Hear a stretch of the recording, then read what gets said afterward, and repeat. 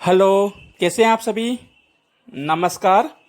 मैं विनोद गढ़वाल आप सभी का बहुत बहुत स्वागत करता हूं आपके अपने YouTube channel study with Vinod Garhwal पर।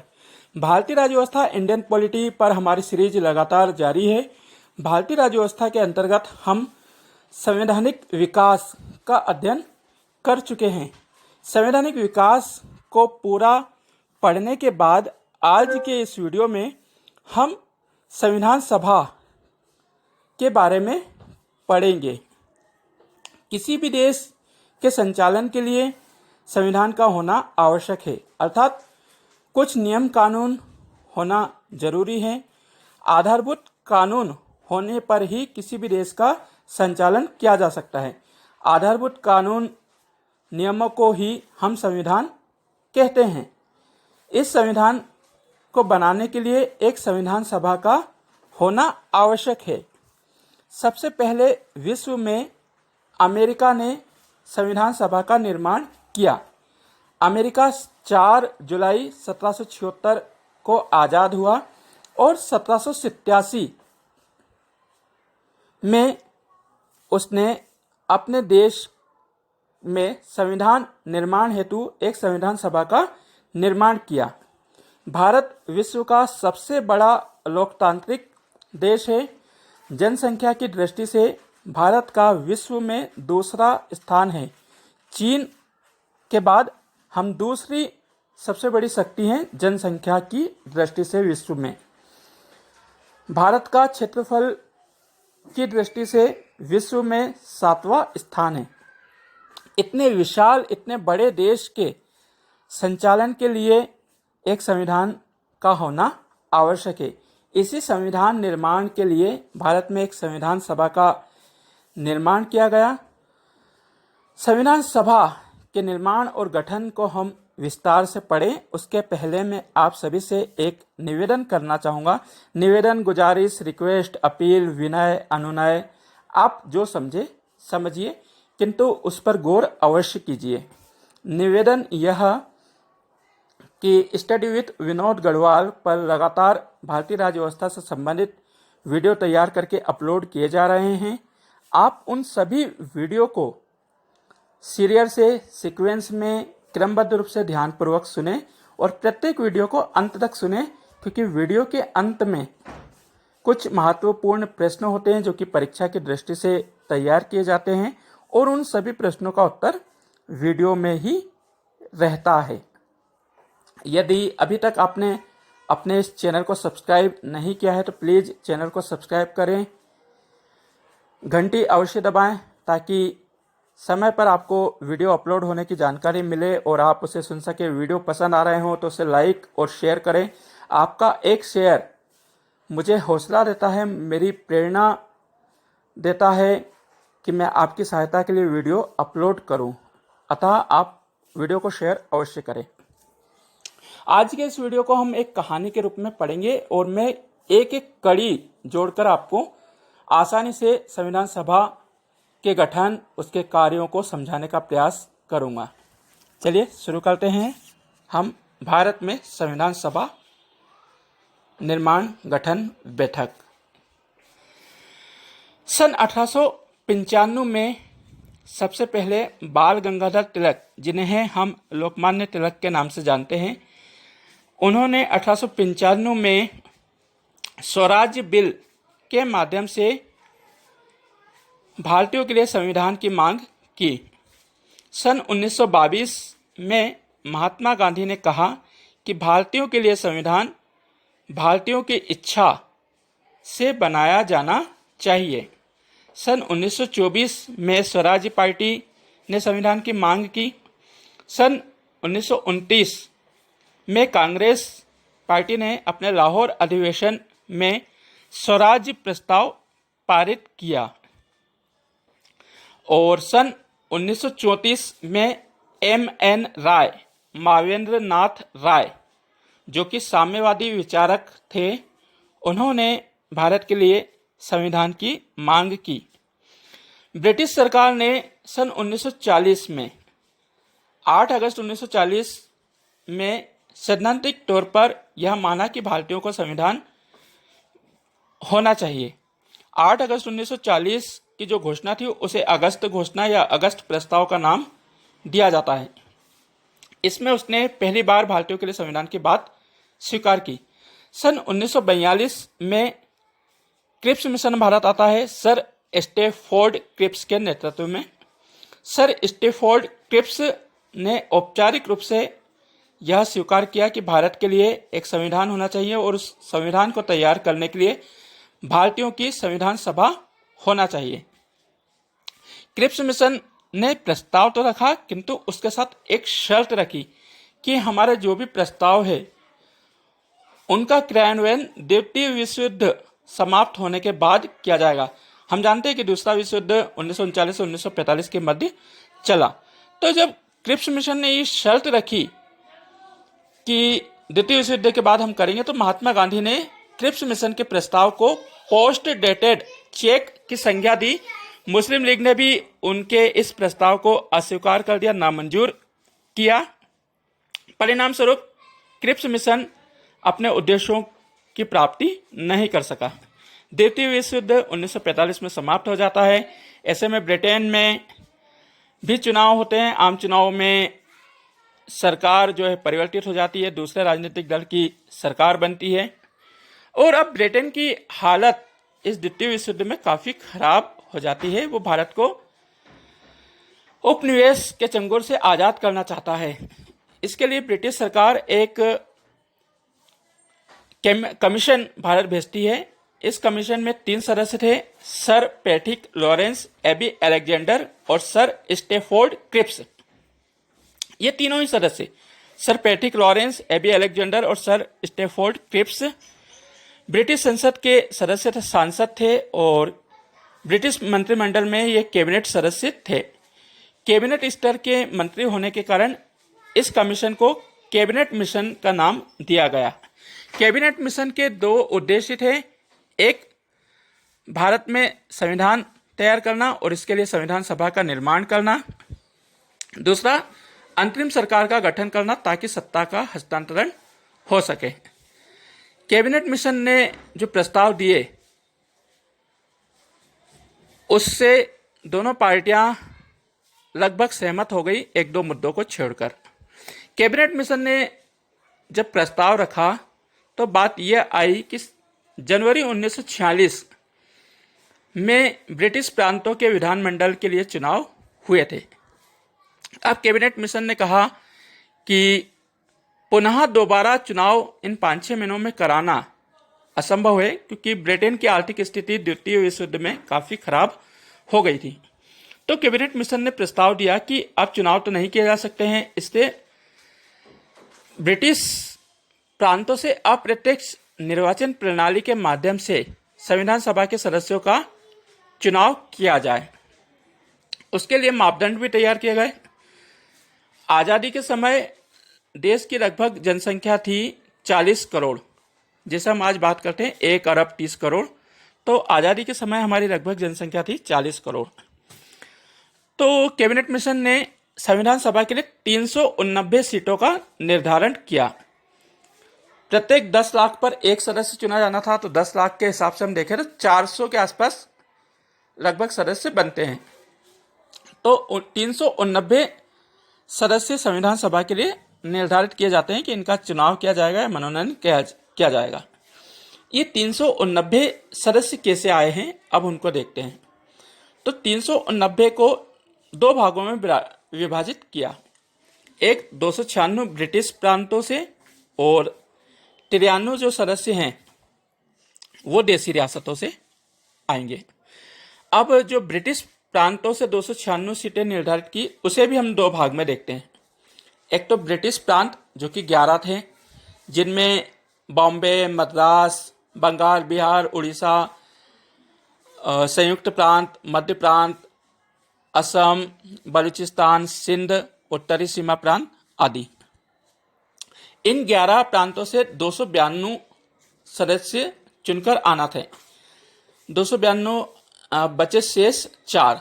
तो 4 सदस्य जो हैं वो चीफ कमिश्नरी से आना था। चीफ कमिश्नरी बोले तो जैसा आज यूटी होता है, केंद्र शासित प्रदेश, यूनियन टेरेटरी, तो उसी प्रकार उस समय चीफ कमिश्नरी होती थी।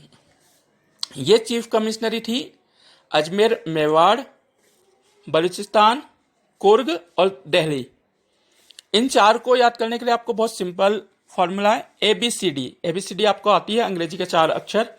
A for Ajmer Mewar, B for Balochistan जो कि पूर्वी बंगाल में था, आज पाकिस्तान में है, C फॉर कुर्ग जो आज कर्नाटक में है, और D फॉर दिल्ली। तो ये 4 चीफ कमिश्नर से आना था ABCD, अजमेर मेवाड़, बलूचिस्तान, कुर्ग कर्नाटक, दिल्ली। तो 292 प्लस 4 296। अब 93 जो सदस्य थे वो देशी रियासतों से आना था। देशी रियासतें जो कि व्यवहारिक रूप से तो ब्रिटिश महारानी के अधीनस्थ नहीं थी, फिर भी इनकी एक ब्रिटिश महारानी से संधि थी जिसके तहत ये अपना राजकाज चलाते थे, और बड़ी बड़ी रियासतों में ब्रिटिश हुक्मरात का एक नुमाइंदा रहता था, एक प्रतिनिधि रहता था। तो जो 296 सदस्य थे उनका निर्वाचन होना था अप्रत्यक्ष निर्वाचन प्रणाली के माध्यम से, और 93 सदस्य देशी रियासतों से आना थे। और इनका चुनाव नहीं होना था, इनका मनोनयन होना था। देशी नरेश अपने हिसाब से इनको मनोनीत करते। सबसे ज्यादा सदस्य हम बात करें देशी रियासतों से तो मैसूर की देशी रियासत थी, जहां से 7 सदस्य मनोनीत हुए संविधान सभा के लिए। और यदि हम प्रांतों की बात करें तो संयुक्त प्रांत से सबसे अधिक सदस्य चुनकर आए। तो 296 प्लस 93 हो गए 389। हम कह सकते हैं कि जो संविधान सभा का निर्माण हुआ, जो संविधान सभा के चुनाव हुए, उसमें आंशिक रूप से निर्वाचन भी हुआ है और आंशिक रूप से मनोनयन भी हुआ है। हम दोनों ही प्रक्रिया को अपनाकर हमारी संविधान सभा का गठन किया गया है। 9 दिसंबर 1946 को संविधान सभा की पहली बैठक आयोजित की गई। कुल सदस्य 389। इन 389 में से 9 दिसंबर 1946 को जो पहली बैठक हुई उसमें मात्र 207 सदस्य ही भाग लेने उपस्थित हुए। अब इतने कम सदस्य क्यों उपस्थित हुए, एक ये प्रश्न आता है। तो इसके पहले हम जो सदस्य संख्या थी उसको देखते हैं। जनवरी 1946 में जब चुनाव हुए थे तब कांग्रेस की भारी मात्रा में जीत हुई थी, और उसका परिणाम कांग्रेस को संविधान सभा में भी मिला। कांग्रेस के कुल मिलाकर 208 सदस्य संविधान सभा के लिए निर्वाचित हुए। वहीं मुस्लिम लीग के 73 सदस्य निर्वाचित हुए। अब 208 और 73 281 बचे 15, क्योंकि 296 की हम बात कर रहे हैं। 15 में से 8 सदस्य निर्दलीय चुनकर आए, जो कि किसी भी राजनीतिक दल से चुनाव नहीं लड़ रहे थे, अपनी योग्यता और अपनी हैसियत के दम पर वे संविधान सभा में चुनकर आए। 7 सदस्य ऐसे रहे जो कि छोटे छोटे राजनीतिक दल से चुनकर आए थे। प्रत्येक राजनीतिक दल से एक एक सदस्य चुनकर आया। तो 208, 73, 281, 8, 289 और 7 296। 296 ऐसे आए, और 93 तो थे ही सही देशी रियासतों के। तो जो 9 दिसंबर 1946 को पहली बैठक हुई उसमें मात्र 207 लोगों ने भाग लिया। शेष सदस्य क्यों नहीं आए? तो मुस्लिम लीग के 73 ही सदस्य जीते थे। उसने सोचा कि कांग्रेस का यहाँ पर भारी बहुमत है, हमारे विचारों को नहीं सुना जाएगा और हमारे अधिकार सुरक्षित नहीं होंगे। इसके चलते हुए संविधान सभा में शामिल नहीं हुए और अपने लिए पृथक पाकिस्तान की मांग करते रहे। देशी रियासतों का हाल यह था कि कैबिनेट मिशन ने उनको यह स्वतंत्रता दी थी कि आप चाहो तो ब्रिटिश जब भारत छोड़ेंगे तो आप आज़ाद रहें, चाहे तो पाकिस्तान में मिले, चाहे तो भारत में मिले, या फिर ब्रिटेन के साथ ही संधि करें। तो ये देशी रियासतें निर्णय नहीं कर पा रही थी कि हम किस ओर जाएंगे, और जब हम किस ओर जाएंगे नहीं जाएंगे ये बात का निर्णय है, तो आज हम संविधान सभा में क्यों शामिल हों।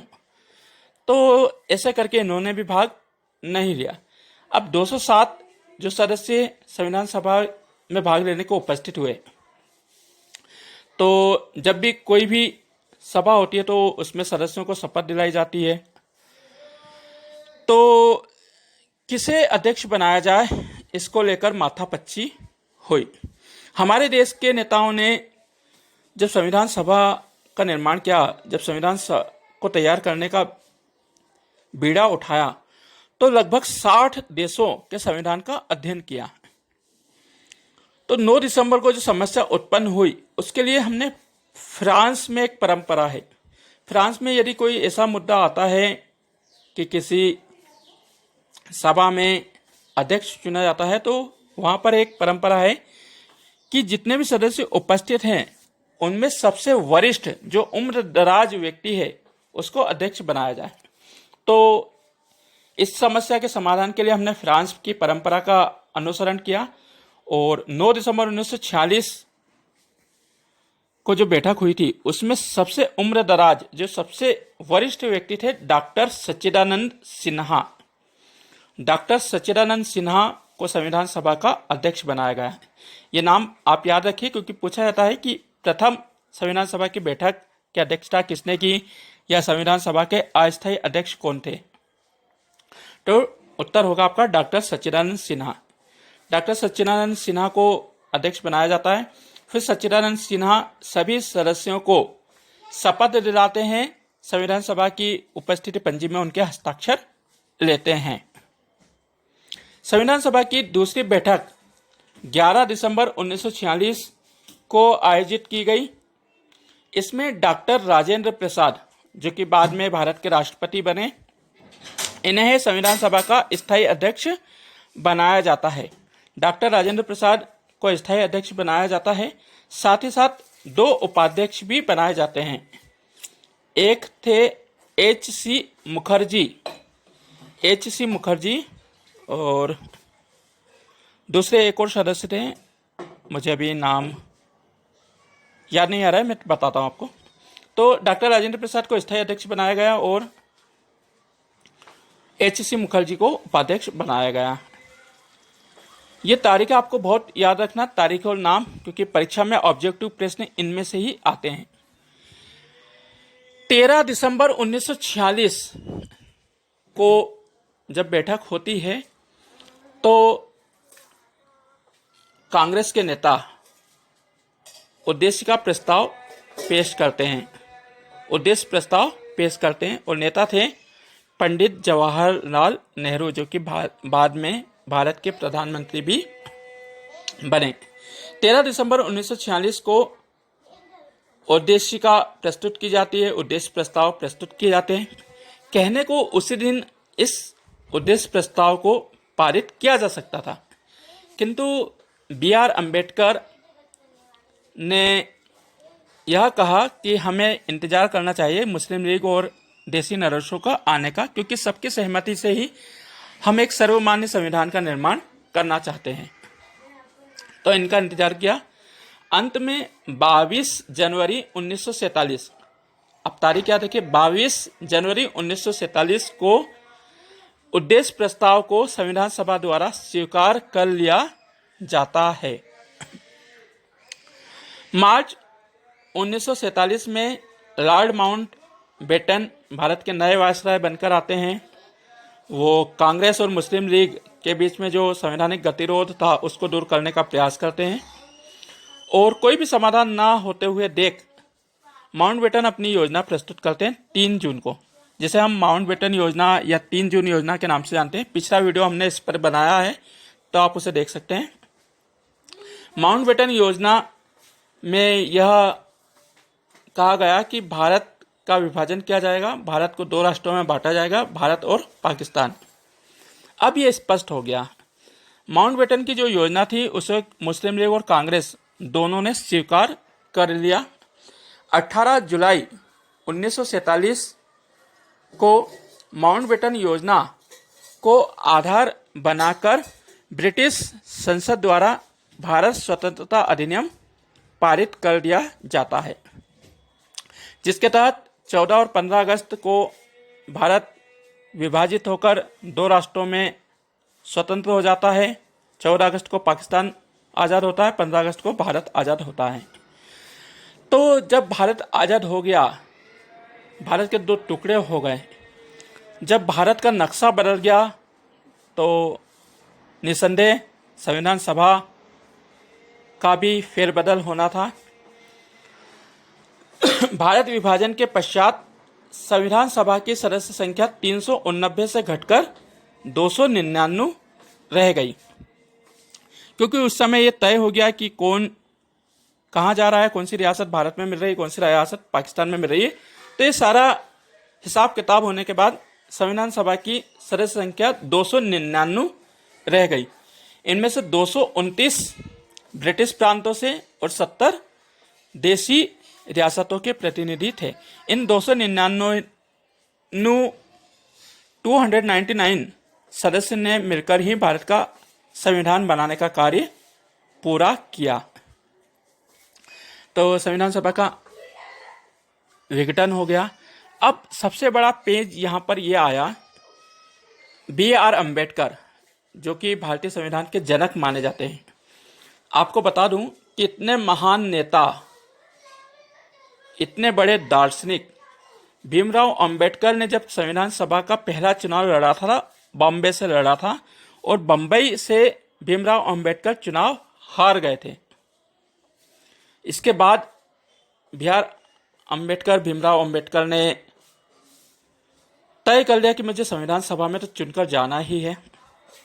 तो गौर करिए, कांग्रेस ने यहां पर उनका साथ नहीं दिया। मुस्लिम लीग के सहयोग से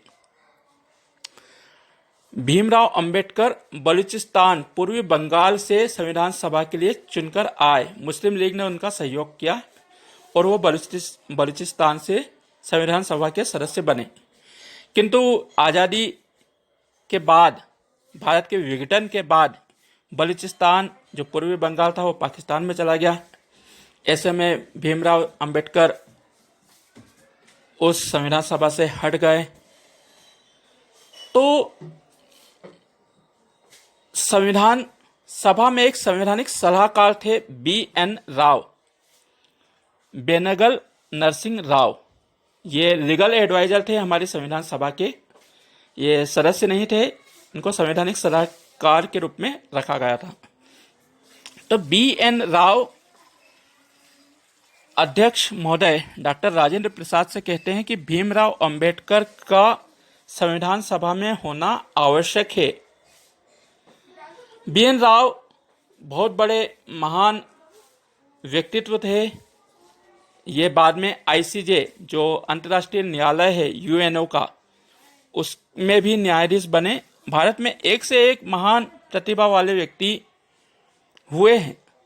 तो BN राव जो कि ICJ के मेंबर रहे, उनकी सलाह से डॉक्टर राजेंद्र प्रसाद बम्बई प्रेसिडेंसी के जो प्रधान थे, आज हम मुख्यमंत्री कहते हैं, उस समय प्रधान कहा जाता था, श्री BG खैर, बाल गंगाधर खैर को कहते हैं कि अंबेडकर का होना जरूरी है संविधान सभा में।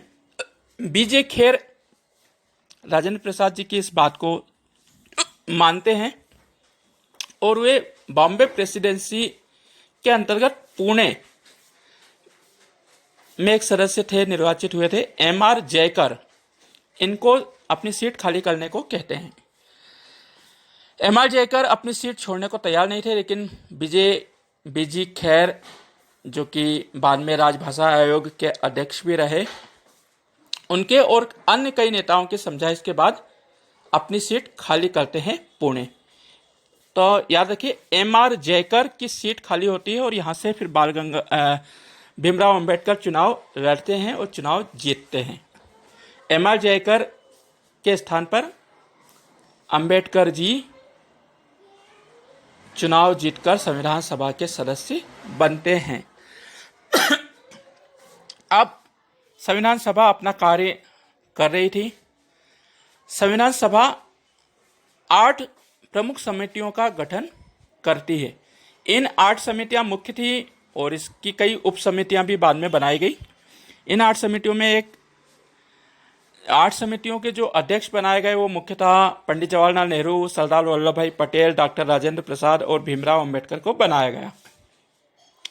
तो इन 8 समितियों में मुख्यतः जो थी संघ संविधान समिति, संघीय शक्ति समिति, राज्य संविधान समिति, मौलिक अधिकार समिति, नियम प्रक्रिया एवं संचालन समिति और प्रारूप समिति, ये कुछ प्रमुख समितियां थी और इनकी बाद में उप समितियां भी बनाई गई। तो संघ से संबंधित जो समितियां थी उसका अध्यक्ष पंडित जवाहरलाल नेहरू को बनाया। राज्य मौलिक अधिकार संबंधी जो समिति थी उसका सरदार वल्लभ भाई पटेल को अध्यक्ष बनाया गया, जबकि नियम प्रक्रिया और संचालन समिति का अध्यक्ष डॉक्टर राजेंद्र प्रसाद को बनाया गया कि किस प्रकार से कब प्रस्ताव प्रस्तुत होंगे। यानी कि संविधान सभा का पूरा संचालन जो था वो राजेंद्र प्रसाद के हाथ में था। 29 अगस्त 1947 को प्रारूप समिति का गठन किया जाता है और इसका अध्यक्ष डॉक्टर भीमराव अंबेडकर को बनाया जाता है। बहुत महत्वपूर्ण समिति थी प्रारूप समिति, जिसका अध्यक्ष भीमराव अंबेडकर को बनाया गया। भीमराव अंबेडकर की प्रारूप समिति में कुल मिलाकर 7 सदस्य थे। एक तो डॉक्टर भीमराव अंबेडकर, फिर एन गोपाल स्वामी अयंगर, उसके बाद कृष्णमाचारी अय्यर, के एम मुंशी, मोहम्मद सादुल्ला, एन माधवराव और टी कृष्णमाचारी। ये कुल मिलाकर 7 सदस्य थे। जो अंतिम 2 सदस्य थे एन माधवराव और T Krishnamachari, N Madhavrao BL Mittal के स्थान पर आए थे प्रारूप समिति में, क्योंकि बीएल मित्तल का स्वास्थ्य खराब था और उन्होंने संविधान सभा की प्रारूप समिति से हटने का निर्णय किया था। डीबी खेतान की असामयिक मृत्यु हो गई, उनके स्थान पर टी कृष्णमाचारी को प्रारूप समिति में शामिल किया गया। तो ये 2 नाम भी आपको याद रखना है कि एन माधवराव और टी कृष्णमाचारी किसके स्थान पर संविधान प्रारूप समिति में शामिल हुए थे। तो डीबी खेतान और बीएल मित्तल। यहां समिति का गठन हो जाता है। सबसे पहला संविधान का प्रारूप जो संवैधानिक सलाहकार थे बीएन राव, बेनेगल नरसिंह राव, इन्होंने संविधान का पहला प्रारूप तैयार किया। आप इस बात को याद रखिए कि पहला प्रारूप जो है वो बीएन राव ने तैयार किया था। बीएन राव के प्रारूप को देखते हुए प्रारूप समिति ने फरवरी 1947 में अपना प्रारूप, अपना ड्राफ्ट तैयार करके रखा। इस ड्राफ्ट पर जो सुझाव आए, जो संशोधन आए, उनको सभी को देखा गया और आवश्यक परिवर्तन किए गए। 4 नवंबर 1947 को प्रारूप समिति ने अपना प्रारूप संविधान सभा के बीच रखा। संविधान सभा ने 4 नवंबर से 5 दिन लगातार इस प्रारूप पर विचार किया गया। इसको प्रथम वाचन या फर्स्ट रीडिंग कहा जाता है।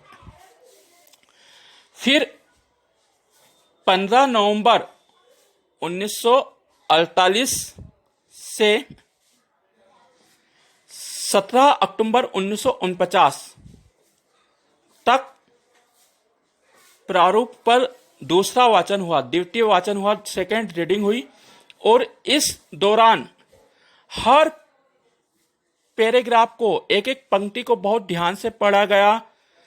इसमें जो संशोधन आए, जो सुझाव आए, उन पर ध्यान दिया गया। जो ध्यान देने योग्य थे उन पर ध्यान दिया गया और बाकी पर ध्यान नहीं दिया गया। तो दूसरा वाचन बहुत लंबे समय से चला। 15 नवंबर 1948 से 17 अक्टूबर 1949 तक द्वितीय वाचन हुआ। इसके पश्चात 14 नवंबर 1949 से 26 नवंबर 1949 तक इसका तृतीय वाचन किया गया। तीसरी बार इस पर मंत्रणा हुई, विचार विमर्श हुआ। जितने भी विषय थे उनको बहुत बारीकी से जांचा परखा गया। तो 14 नवंबर 1949 से 26 नवंबर 1949 तक इसकी थर्ड रीडिंग हुई, तृतीय वाचन हुआ, और 26 नवंबर 1949 को ही इस प्रारूप को संविधान सभा द्वारा अधिनियमित, अंगीकृत और आत्मसात कर लिया गया। यानी कि 26 नवंबर 1949 को भारत का संविधान बनकर तैयार हो गया। इस संविधान पर 299 में से 284 सदस्यों ने अपने हस्ताक्षर किए और 26 नवंबर 1949 को ही इस संविधान के 15 अनुच्छेद लागू कर दिए गए। ये 15 अनुच्छेद जो थे वो नागरिकता संबंधी, संक्रमण जो शक्तियां थी, चुनाव और अंतरिम राष्ट्रपति, इनसे संबंधित जो प्रावधान थे उनको लागू कर लिया गया 15, और एक अनुच्छेद है 394 जिनमें इन 15 ही अनुच्छेद का उल्लेख किया गया है। तो कुल मिलाकर 16 अनुच्छेद को हमने 26 नवंबर 1949 को लागू कर दिया। शेष संविधान को 26 जनवरी 1950 को लागू किया गया।